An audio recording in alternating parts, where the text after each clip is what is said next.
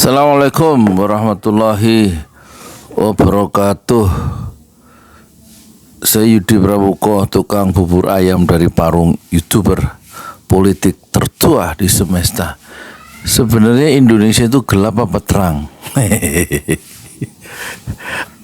Ada kakek-kakek, dia bilang Indonesia terang, muka lu yang gelap. Ya kakek-kakek itu yang kata Faisal Assegaf yang ngerusak demokrasi bareng penguasa sebelumnya. Malah kata Faisal Basri, si kakek ini itu ikut main nikel yang 5,2 juta ton itu, dia bareng salah seorang anak penguasa yang ikut dalam penyelundupan nikel itu loh ke Cina, kata Faisal Basri almarhum. Dan si kakek ini bilang Indonesia terang. Bener juga, Indonesia terang itu terang. Ini jam 4 terang. Terus dia ngeledek mahasiswa yang demonstrasi bertajuk Indonesia gelap. Mukamu yang gelap. Susah juga ya, si kakek ini memang. Sebenarnya kalau ada pertanyaan Indonesia itu gelap apa terang,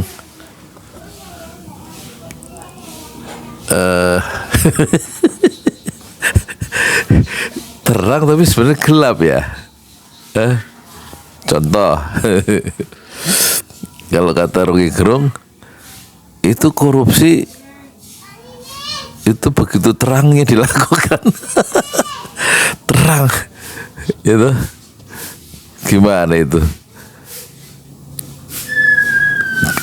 terang-terangan dilakukan gitu loh. Tapi dalam perspektif mahasiswa, ngerti perspektif enggak? Korupsi yang terang-terang dilakukan, dan itu yang membuat Indonesia gelap, maksudnya kan gitu ya. Korupsi yang terang-terang dilakukan itu tanda Indonesia itu gelap. Harusnya nggak begitu gitu.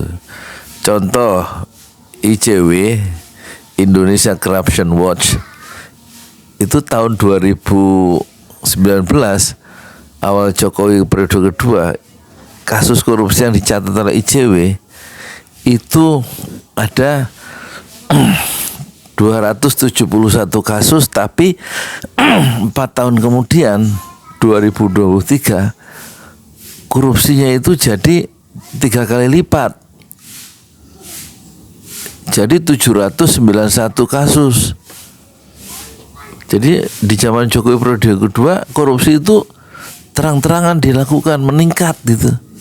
Tapi menurut mahasiswa itulah Indonesia itu gelap, harusnya nggak begitu. Jadi ini si kakek yang bilang Indonesia itu terang, itu yang gelap itu kamu mahasiswa. Itu dia ngelihat yang dimaksud Indonesia gelap itu dalam bentuk cahaya ya. Ya kalau Indonesia ya, kalau selama masih ada cahaya matahari ya tetap terang. Tapi bukan itu, kelakuan pejabat-pejabat itu loh yang korupsi, itu yang bikin Indonesia itu gelap tuh, karena perbuatan-perbuatan jahat mereka itu loh. Kayaknya gitu ya maksudnya ya. Maksudnya Indonesia gelap tuh apa sih? Satu rumusan yang canggih sebenarnya. Soal hak asasi manusia itu ada 50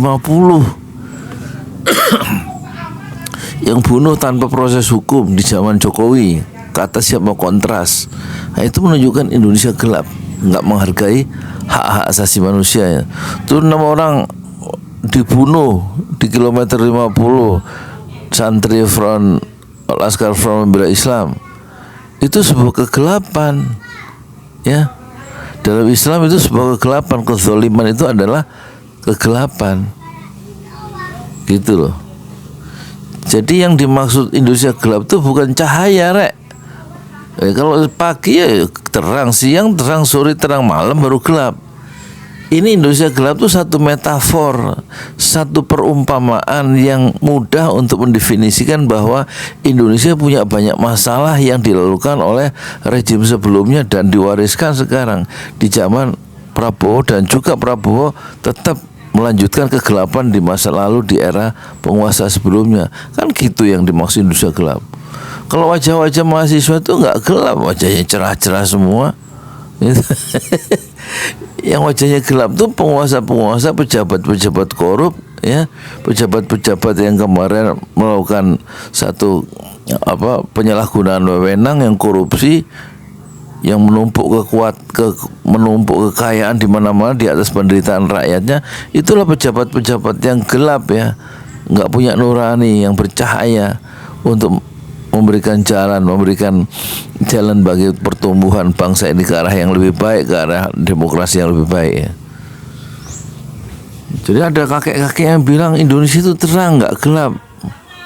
Dia ngomong gitu merespon mahasiswa yang demonstrasi sejak hari Senin, Selasa, Rabu, Kamis itu mengusung tajuk Indonesia gelap. Yang gelap tuh wajahmu. Ini orang tua tapi kayak anak-anak. Jadi dulu belajar bahasa Indonesianya berapa sih nilainya dia itu? Dia sebenarnya tahu tapi pura-pura nggak tahu gitu loh maksudnya. Dan juru bicara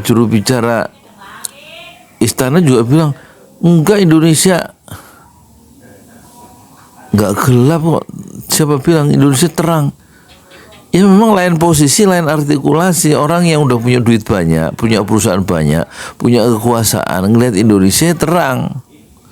Tapi orang yang nggak dapat apa-apa, yang kuliahnya naik, kemudian orang tuanya nggak punya pekerjaan, susah bekerja, penutupan pabrik di mana-mana, ekonomi nggak tumbuh, tapi maling-maling banyak gitu kan, maling-maling berdasi. Menurut orang yang posisinya lain dengan penguasa, ya dia bilang Indonesia gelap karena gelap dibuat oleh pejabat-pejabat yang jahat itu, gitu, yang hanya bekerja untuk kepentingan dirinya sendiri, kepentingan pribadinya sendiri, kepentingan keluarganya sendiri, kepentingan kelompoknya sendiri, rakyat banyak, terus pada terlunta-lunta hidupnya, ya, berjuang di jalan-jalan tanpa ada sentuhan dari pemerintah, nggak ada pembelaan dari pemerintah, gitu kan. Hidup juga selama 10 tahun, tapi mereka hidup dalam kegelapan. Maksudnya hidup nggak sejahtera gitu loh. Ya orang yang punya fasilitas, punya koneksi dengan kekuasaan, tentu mereka adalah orang-orang yang merasa dirinya terang, nggak ada masalah. Ya dirinya nggak ada masalah, tapi rakyat itu yang banyakkan masalah. Dan disuarakan keperihan masyarakat, kesusahan masyarakat itu disuarakan oleh mahasiswa dan dirumuskan dengan satu frasa, satu kalimat pendek yang istilahnya yang padat, namanya Indonesia gelap gitu. Jadi Indonesia gelap bukan terus Indonesia nggak punya cahaya matahari pagi, siang, sore gitu maksudnya. Itu metafor. Ngerti nggak sih saya ngomong gini orang-orang? Susah juga. Ya kalau orang yang punya sampai 16 perusahaan, ya nggak mungkin dia bilang Indonesia gelap, karena saya merasa happy punya banyak perusahaan, ya gitu. Orang yang punya sertifikat tanah sampai 75 atau sampai 35 seperti orang-orang pejabat-pejabat itu, sertifikat tanahnya aja sebanyak itu, berarti kan tanahnya di mana-mana, rumahnya di mana-mana. Ya buat mereka Indonesia nggak gelap. Tapi buat orang yang berjuang bertahun-tahun nyicil rumah aja sampai 20 tahun baru lunas, tipe ini 21 tanah 70 meter, susah amat hidup 20 tahun kredit rumah. Ya memang Indonesia gelap karena nggak memudahkan, pemerintahnya nggak memudahkan rakyatnya punya rumah murah gitu loh maksudnya. Harus nyicil sampai 20 tahun sampai 15 tahun. Ya memang Indonesia gelap. Ini sebenarnya pemerintah diadakan untuk apa? Kan untuk mensejahterakan rakyatnya, bukan untuk mensejahterakan pejabat-pejabatnya sendiri kan? Kan gitu ya. Nah sekarang ada kritik sosial, kritik yang keras dari mahasiswa bahwa Indonesia gelap. Ya gelapnya karena perbuatan orang-orang tua, pejabat-pejabat yang brengsek-brengsek itu loh maksudnya. Dikoreksi. Coba lebih memperhatikan rakyat gitu loh.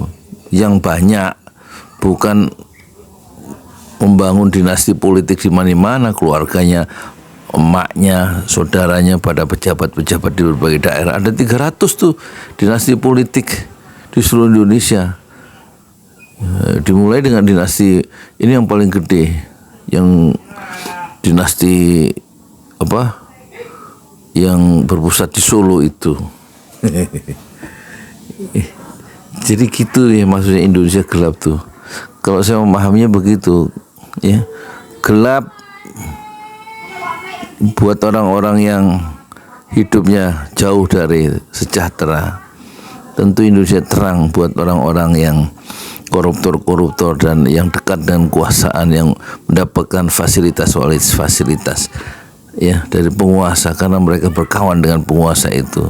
Dan mereka tentu mempersetankan kebanyakan orang, nggak memperdulikan rakyatnya sendiri yang penuh derita dan penuh dengan air mata. Assalamualaikum warahmatullahi wabarakatuh. Di jalan Allah. Ini Masjid Enam Syuhada lagi dikunjungi sama Ketua Hilmi.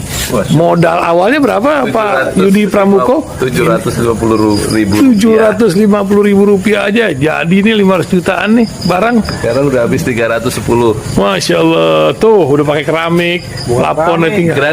Granit tuh kayak marmer. Tuh, Masya Allah nih, sampai juga kita ke sini. Masjid Enam Syuhada, ngapa namanya Masjid Enam Syuhada, Ya, Pak Yudi? kita mau mendokumentasikan perjuangan dakwah nama anak muda pengawal Habib Rizik Syihab itu. Masya Allah. Yang dibunuh sama orang jahat di kilometer 50. Kilometer 50 ya. Itu kan simbol memperjuangkan dakwah itu kita harus memberikan segalanya untuk Islam kan ya. Untuk Masya dakwah Islam. Allah. Dan nama anak muda itulah yang sudah memberikan segalanya untuk Islam. Masya Allah. Apa nanti nama pemuda itu ada juga di sini mungkin diterangkan? Mungkin namanya 6 syuhada. 6 syuhada ya. itu, 6 syuhada dipasang di sini, 6 syuhada.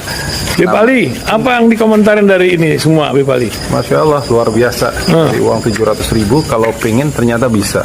Bisa. Allah kirim. Tuh, bisa. Ya, dengan masuk satu gang kecil, tapi Bapak ini luar biasa. Kecil tuh. Masya Allah ya. Satu call aja. Masya Allah, perjuangan Pak Yudi Pramuko, YouTuber sejagat paling tua. Tertua di semesta. Tertua di semesta. Masya Allah. Tukang donat. Tukang donat. Tukang donat dari Paru. Ini saya laporkan dari lapangan ini, langsung dari Masjid Enam Syuhada. Masya Allah. Dan ini dia. Dalam kelihatan. Tuh lihat tuh masjidnya. Tuh imamnya di situ tuh. Malam-malam lagi kita. Masya Allah. Masih kurang nih. Atapnya katanya transfer aja. Masjid Enam Syuhada sebentar lagi selesai. Dinding lubang angin sebagian sudah terpasang, lantai 2 dan kemudian plafon termasuk lantai bukan keramik, granit 150 dus bersama tiang-tiang yang ada 16 setinggi 4,5 meter. Kemudian finishing terakhir adalah tangga menjebol atap ya, lantai pertama untuk masuk ke lantai 2. Inilah Masjid Enam Syuhada. 2,5 tahun lalu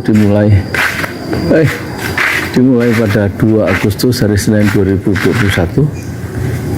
Tinggal sedikit lagi insya Allah, dan lantainya dari keramik, bukan keramik, granit sudah diresmikan lantai pertama. Nanti lantai kedua lewat sini tangganya jebol untuk masuk ke lantai 2. Inilah Masjid Enam Syuhada yang sangat megah karena dari bahan-bahan pilihan kualitas nomor 1. Tinggal sekitar 80 juta lagi, finishing lantai atas selesai, insya Allah.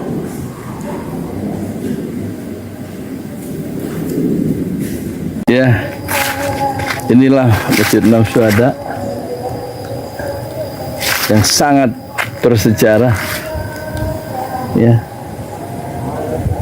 dalam sejarah dakwah Indonesia modern, insya Allah, karena ini dibangun dalam konteks kezaliman rejim penguasa yang sudah membunuh 6 santri dari front Laskar Front Pembela Islam, dan kita abadikan pengorbanan dan perjuangan dakwah mereka sehingga kita sebut namanya Masjid Enam Syuhada.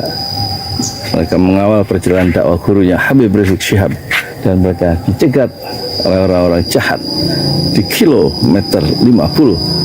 Saya Yudi Pramuko, tukang donat dari Parung Juber, tertua di semesta Fasbir Sabrun Jamila, bersabarlah dengan kesabaran yang indah. Assalamualaikum warahmatullahi wabarakatuh.